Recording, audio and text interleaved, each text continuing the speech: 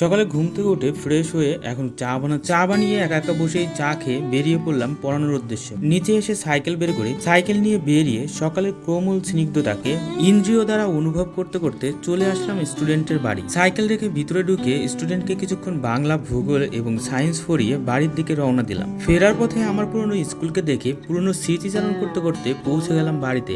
বাড়ি ফিরে সাইকেলটাকে ঘরে তুলে দরজা আটকে সিঁড়ি বেয়ে হাঁটতে হাঁটতে উপরে এসে দরজা খুলতেই দেখি দাদা এখনো ঘুমিয়ে আছে। তাকে ঘুম থেকে তুলে ফ্রেশ হয়ে টেবিলের সামনে বসে যখন ল্যাপটপ দেখছি তখন হঠাৎ ডাক এলো, বাবাকে নিয়ে বেথুয়া যেতে হবে ওষুধ কেনার জন্য। তাই তো নিচে এসে বাইক বের করে জোর করে হেলমেটের মধ্যে চশমা ঢুকিয়ে বাইক নিয়ে বেরিয়ে পড়লাম বেথুয়ার উদ্দেশ্যে। সূর্য মামার তাপ সহ্য করতে করতে পৌঁছে গেলাম সুরক্ষা মেডিকেলে। বাবা বাইক থেকে নেমে দোকানের ভিতর গেল, আমিও বাইক পার করে তার পিছনে পিছনে দোকানে ঢুকলাম। তারপর সে ওষুধ কিনতে লাগলো আর আমি বসে বসে কিছুক্ষণ বোর হলাম। ওষুধ কেনা কমপ্লিট হলে দুই বাপ বেটায় বাইক নিয়ে বেরিয়ে পড়লাম বাড়ির উদ্দেশ্যে। ভিডিও ভালো লাগলে চ্যানেলটিকে সাবস্ক্রাইব করবেন।